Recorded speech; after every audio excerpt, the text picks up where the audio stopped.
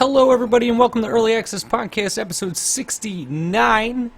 Yeah, 69. I'm your host, Angelo, and thank you for checking us out on YouTube or iTunes or Stitcher or whatever the Android marketplace is for fucking podcasts. I don't know. I have an iPhone. So, or whatever, wherever or however you get your streaming media. Thank you for stopping by, telling a friend, and checking out the show. This episode is going to be relatively short because a whole lot of shit didn't come out, and I haven't played a whole lot of stuff. So, actually, the first thing I'm going to talk about this evening on this relatively landmarkian episode of episode 69, I'm going to talk about Tremors 5: Bloodlines. Graboids coming to get you. So, if you have never seen any of the Tremors movies, I know this is a game podcast, but whatever. It's my fucking podcast. I'll talk about whatever I want. If you've never seen Tremors or don't know what it is, you should really check it out. So Tremors is a series about a bunch of giant worms that can't see. They're under the ground. They burrow through the ground, and they destroy a bunch of people. Mainly Kevin Bacon in the original movie. Spoilers, he doesn't die. Got you there. But he does only show up for the first of 5 movies. However, Michael Gross, who plays a character called Burt Gummer, does show up for all 5 films. He is a mainstay in this series, and he's amazing.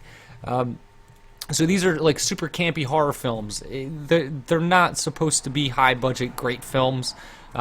They're just a lot of fun. If you're looking for a monster movie of the week, Tremors does a really good job of that. This one introduces, well, they don't really get into it, but this one is about an ancient graboid, which is what the worms are called, dubbed so by Burt Ward, and I think it's Burt Ward. No, not Burt Ward. What the fuck am I talking about, Burt Ward? Let me look at fucking Fred Ward? I think it's Fred Ward. Tremors, the original Tremors. I think it's Fred Ward. Yes, sorry, not Burt Ward. Burt Ward plays Robin.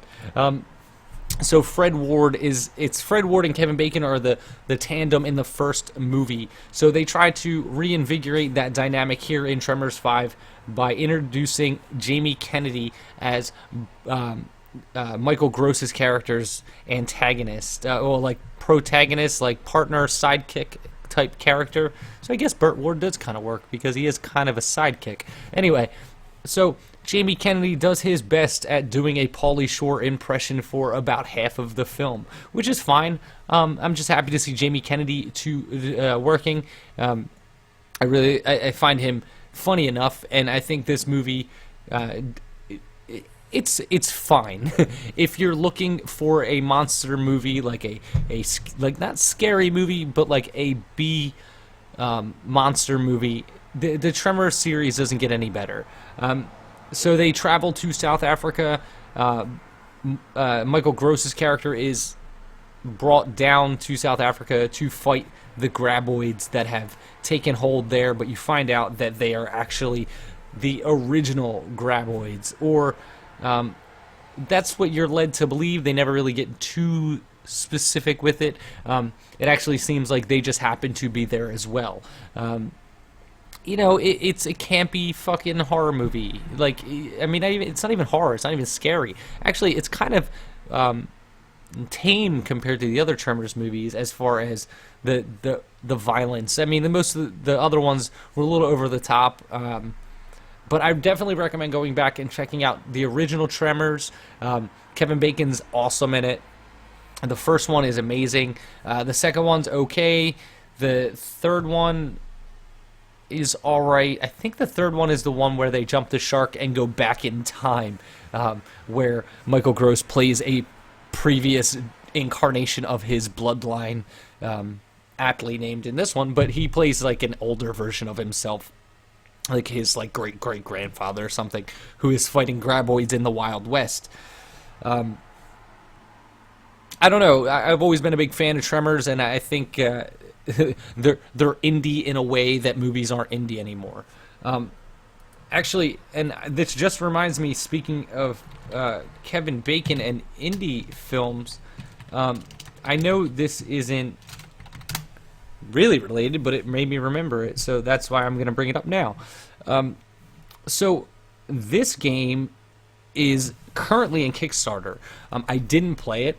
However, Adam Sessler thinks he's important enough to be involved, so Adam Sessler is in the Kickstarter video. Now, this is for the Friday the 13th game. So if you've recently played, the fuck is the name of that game? Blah, blah, blah, blah, blah. I don't remember the name of the game. PlayStation exclusive, where you're a bunch of kids trying to escape a serial killer. It seems like these type of games are becoming popular, not just that game in particular, but however horror games in general. But this game must have been in the works for a little bit of time because they already do have some, assets and some video made up for it. Now, this game is Friday the 13th, the game. It's currently on Kickstarter. If you go look up Friday the 13th, the game on Kickstarter, it's got 6,700 backers already. It's made over $400,000 of its $700,000 goal, and it still has 26 days to go. Now, what this game is, it is a 1v7 online-only multiplayer game. So it looks like one of you, like much like the game Evolve that has recently come out, it's going to be one of you is going to be Jason Voorhees, and the other 7 of you are going to be camp counselors trying to survive the night. I think it's a pretty cool idea. If you go and watch the video on the Kickstarter, it seems like they have a lot of talent behind this game. I saw Tom Sorvini. I saw the original directors and writers of the original Friday the 13th.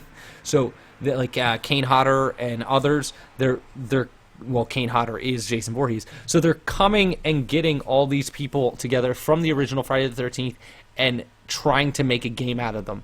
I find this super interesting. If you're a fan of horror and you're looking for a new way to play an online multiplayer game, I would suggest going to check this game out. At least watch the video. If you want to back it, that's totally up to you, but I would at least go check it out. Currently, you can get in on... nope, they're all gone.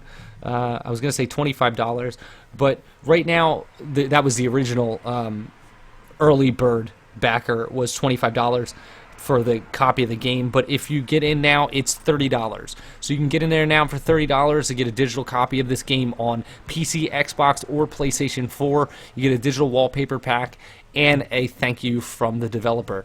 You can also pledge $40 or more and get exclusive beta access, which I recommend because this is early access podcast. So $40 will get you beta access to the game. You'll get a special in-game thank you, digital copy of the game, the wallpaper package, and the eternal gratitude and heartfelt thank you, which I guess is more of just they just send those good vibes out your way. But that reminded me of this. I think it looks super interesting. I don't understand what Adam Sessler has to do with any of this. I don't know why he's in the beginning of the video. I don't know why they went to him.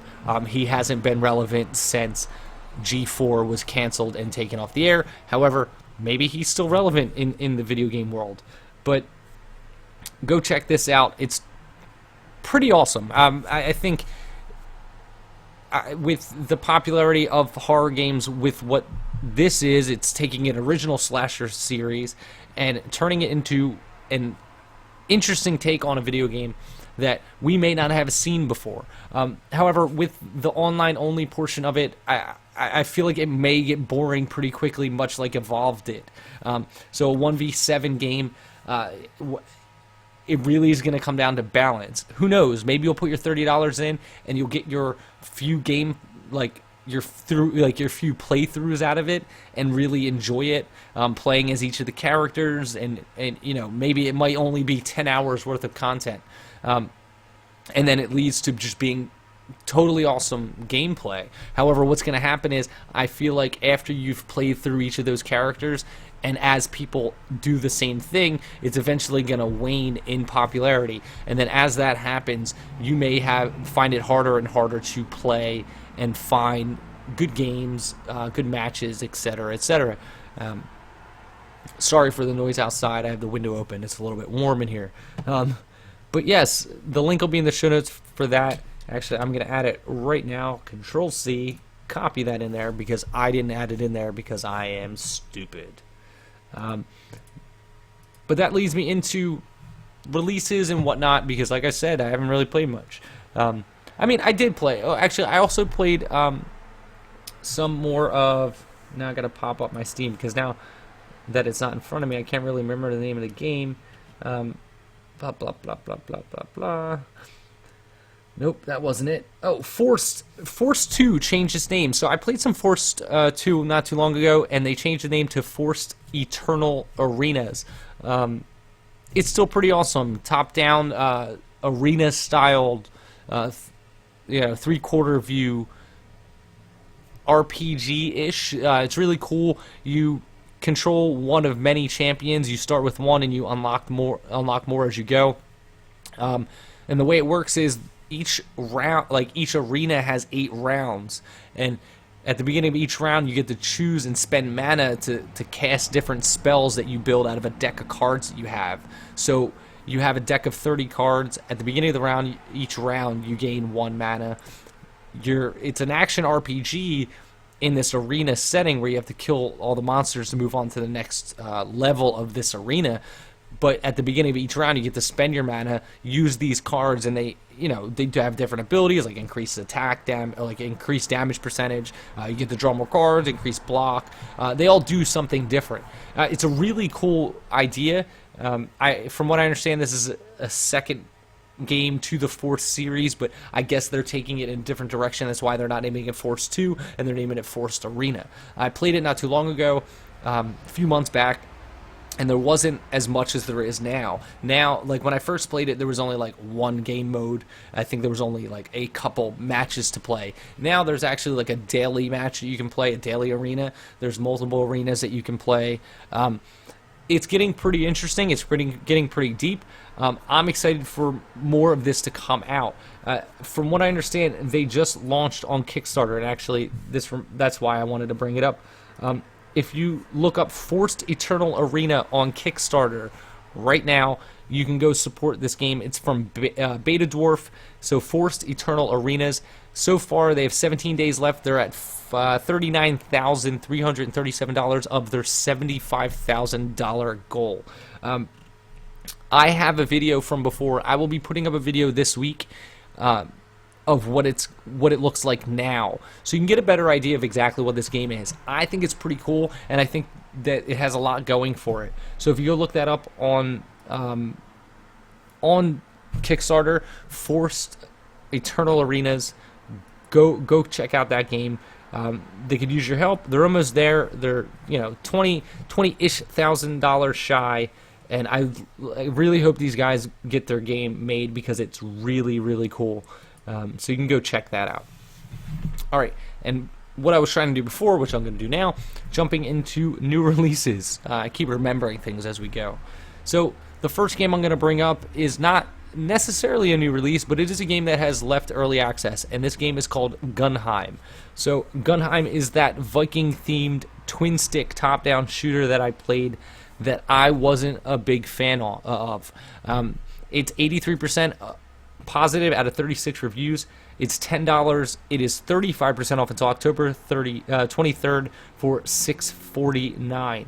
Now, I have yet to play this since it went into full release. It says August 10th, but it just popped up today.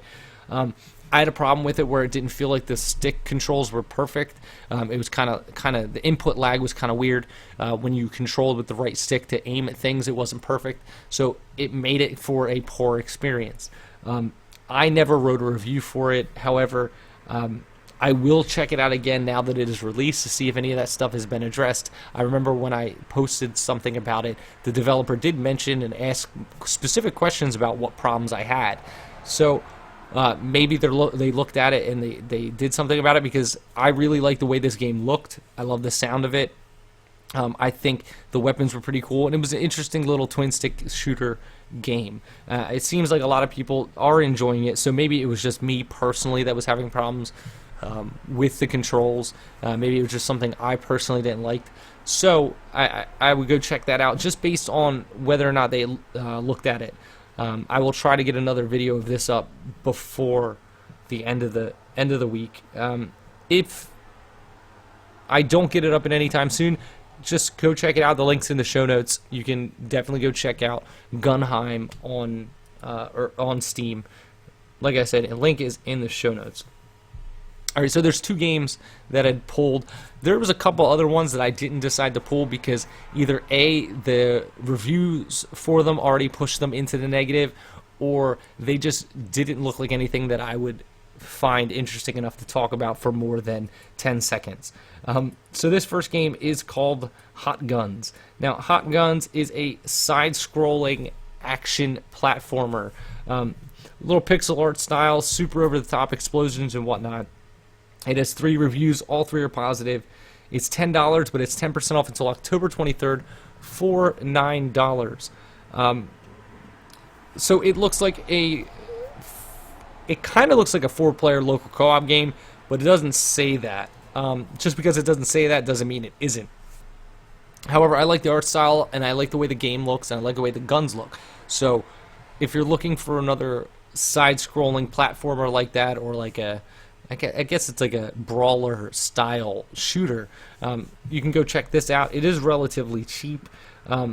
Let's see. I'm going to read it. Fun, enjoyable, destructive action platformer varied with random gunplay.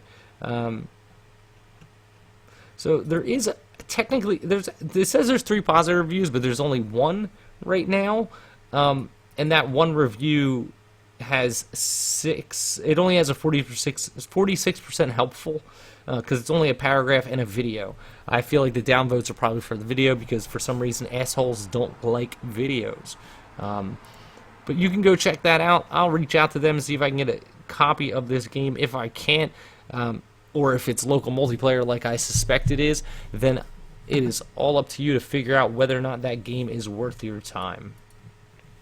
Alright, so the last game I got for you guys is this game called Zombie Grinder by Twin Drills. Twin Drills is the developer and publisher. It has 11 reviews. It is 100% positive.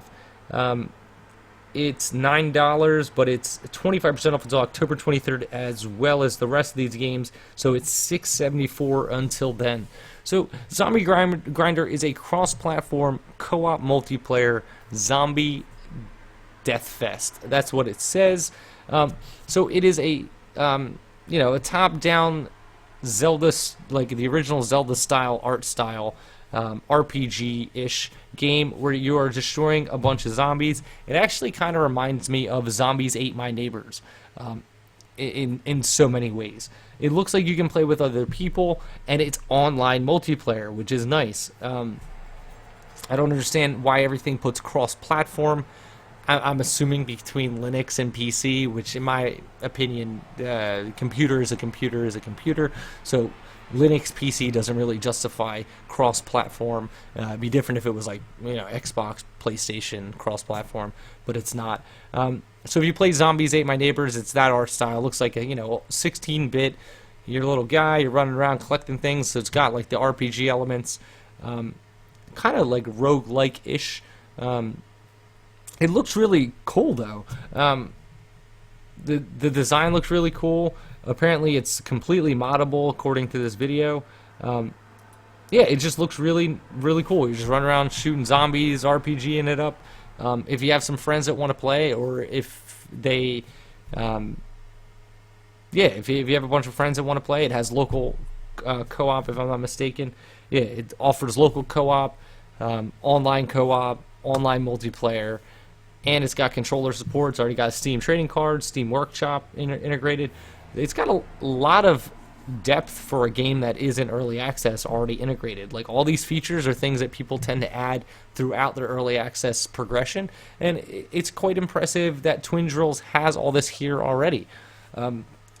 So go check that out. It's only $9 if you have a couple friends that want to play another online multiplayer game that is of this style. Then there's that for you, and the link will be in the show notes. So that's going to do it for this episode, guys. I haven't really put up any more reviews in a while. It's been like 2 weeks-ish, 9 days, 10 days. I'll keep doing them as I can. I just, pretty lazy. not even just lazy. I'm moving. Like I said, I'm covered in paint. I've been painting walls. I've been doing things that aren't just playing video games. But I want to thank you guys for listening or watching the show. I really do appreciate it. I love doing this show twice a week.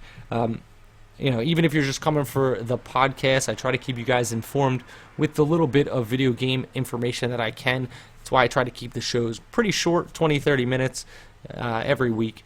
But if you do want to help out the show, patreon.com/early access is one way to do it. As we get more Patreons, if we get more Patreons, I will be doing exclusive things through that. Maybe I'll do play dates and we'll start doing something like that where we'll get together and do play online multiplayer games, special giveaways for the patrons, stuff like that.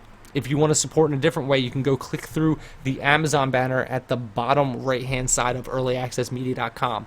Click through that, bookmark it whenever you buy anything off of Amazon. For instance, you're going to pre-order Fallout 4 or Halo 5 or any game that's coming out. Do it through the Amazon banner on the website. It kicks back to the show, doesn't cost you anything extra, and really does help us out over here. Other than that, follow me on Twitter, Early Access PC on Twitter. Go like the Facebook page, Early Access Podcast on Facebook, and don't forget to subscribe and share everything on the YouTube channel, youtube.com/Early Access Podcast. But that's going to do it this time, guys. Thanks for checking out the show, episode 69 of Early Access Podcast. And, do something sexy, because video games. See you guys next time.